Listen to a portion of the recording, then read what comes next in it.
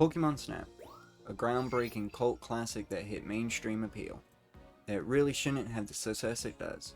The original came out when I was younger, though I didn't find love for the game until much later in life. When I first played it, I liked the laid-back nature of what, at the time, was unique gameplay. However, the game didn't age well. With it being released on such limited hardware as the 64, it is not a surprise. There was still potential in the game, but it does suffer from the lack of AI.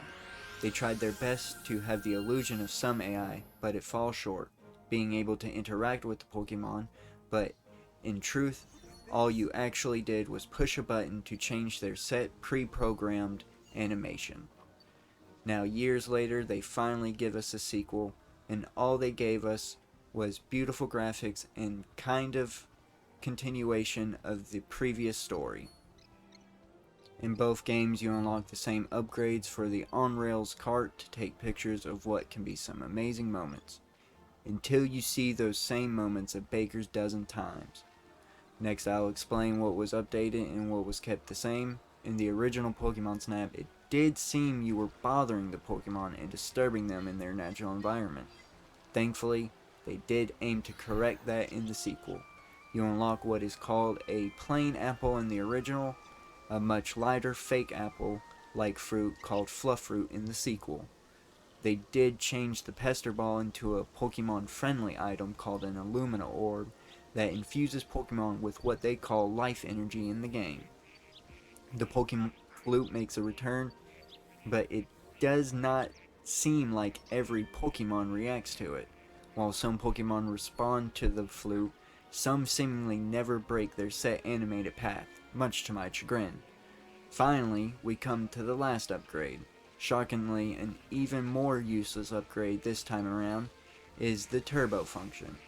They tried to pull the veil over your eyes saying it speeds your cart up, but in actuality it speeds up everything. The cart, Pokemon, and all. Not by very much either, 1.5 speed at best. A new feature that made it into the game is scanning, which also doubles as a little say cheese mechanic for some Pokemon. Altogether a lackluster selection, just the old mechanics slightly tweaked and not overhauled altogether. On the whole, not deserving of the quote-unquote new title it receives. The original wasn't very long, and it didn't have many courses to quote-unquote explore. With only 7 levels and no variation whatsoever, you can't really blame it for only having 63 Pokemon. Realistically, to get at that as much as they did onto a 64 cartridge was impressive at the time. However, new Pokemon Snap has had years to get this right. I was not expecting the whole National Pokédex in a spin-off game such as this, yet with 6 islands, I did hope there would be more than 214. And with how massive the islands are, I expected more than only 11 areas to explore. Now, if you consider the fact most areas have 2 variations, you could say there are a total of quote-unquote 24 locations. These islands are massive. We must, no need, to be able to explore them. Let us walk around, let us stand in one place for hours waiting for the perfect natural shot. Sadly, they don't let us, and we are forced to watch and experience the same scripted events, sometimes over and over to grind level courses.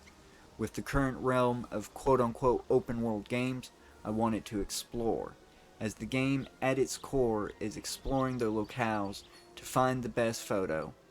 We are now 3 generations from the N64, the hardware was and is more than able to let us run around every single island.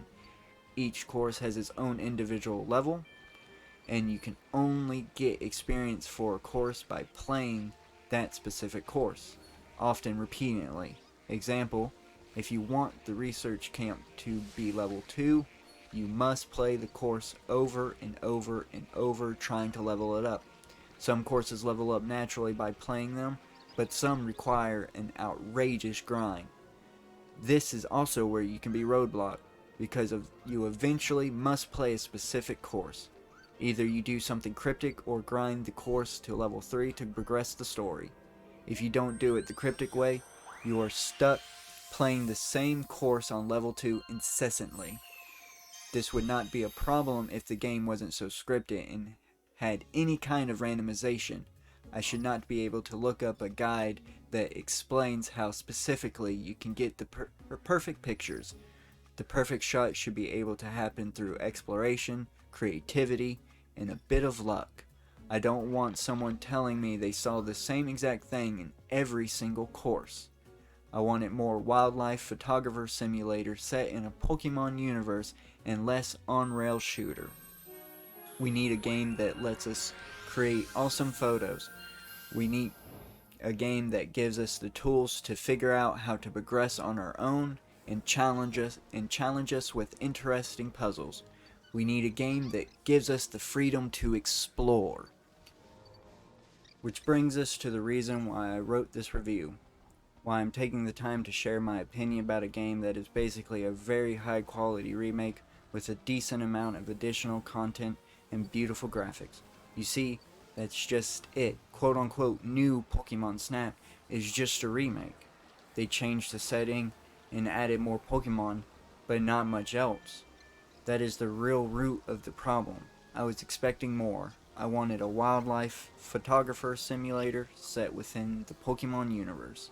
I wanted people sharing tales of patiently waiting to get their best shot, or stories of hard to reach areas on the islands, or figuring out hidden ways to get the lighting just right, or someone fighting a path that sets you up for a perfect picture of a herd of Pokemon. Then we could get into how it's been forever since they were able to get another picture just like it, and now they were going to try a different angle the next time. Disappointingly, that's not what we got. What we got was more of the same Pokemon Snap from 1999. From the first 7 or 8 hours, the game is wonderful and amazing, but once you hit that roadblock, that's pretty much the game. You've already seen some legendaries and some mythicals. Additionally, the final boss was a devastating letdown in my opinion. If you don't know what you're doing, you won't even be able to see it, let alone get a picture of it, which leads to more repetitiveness. Overall, the game looks amazing and can be very enjoyable, just not at $60.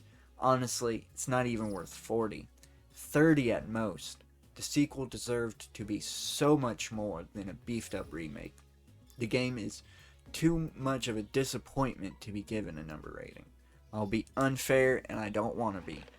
So I'm going to give it the channel's first official Jeff Goldblum. Jeff Goldblum. What does Jeff Goldblum want? I want my money back. And I want angels to give it to me. And pixies to count it out for me, and a gnome or a hobbit or an elf to sleep at the foot of my bed, and I just want them all over my backyard. But no matter what happens with any of that, I do want my money back. Thank you for watching my review of new Pokemon Snap.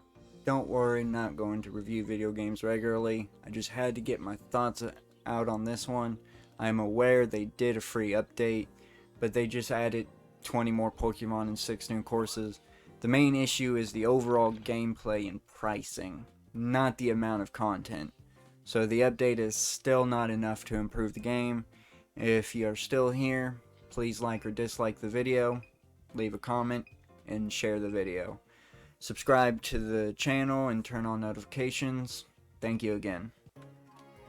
And major shout out to my buddy Starfish for helping me on the script. He edited it, so thank you again.